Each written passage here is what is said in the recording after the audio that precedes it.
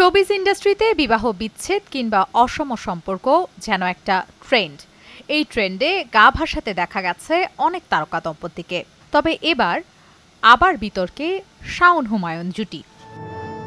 কিংবদন্তি ঔপন্যাসিক, ছোট গল্পকার, নাট্যকার, গীতিকার ও চলচ্চিত্র নির্মাতা কথাসাহিত্যিক হুমায়ুন আহমেদের প্রথম স্ত্রী গুলতেকিন খান তার ব্যক্তিগত জীবন নিয়ে সাধারণত নীরব থাকেন। তবে তার প্রতিটি মন্তব্য পাঠকের মনে গভীর আলোচনার জন্ম দেয়। শুক্রবার রাতে দেয়া তার একটি ফেসবুক স্ট্যাটাস ঘিরে নতুন করে আলোচনায় ঝড় উঠেছে। গুলতেকিন খান তার সম্প্রতি স্ট্যাটাসে সরাসরি হুমায়ুন আহমেদের নাম উল্লেখ করে তাদের দাম্পত্য জীবনের টানাপোড়েনের কথা তুলে ধরেন, যা ঘিরে চলছে ব্যাপক আলোচনা সমালোচনা। এরই মধ্যে হুমায়ুন আহমেদকে নিয়ে পোস্ট দিলেন তার আরেক স্ত্রী মেহের আফরোজ শাওন।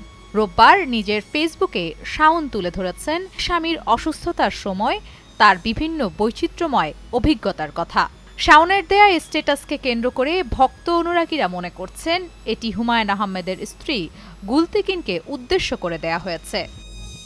উল্লেখ্য, বরাবরই মেহের আফরোজ শাওন সামাজিক যোগাযোগ মাধ্যমে বিভিন্ন ইঙ্গিতপূর্ণ লেখালেখির জন্য সমালোচিত। নামির আহমেদ, নিউজ ডেস্ক, চ্যানেল 9।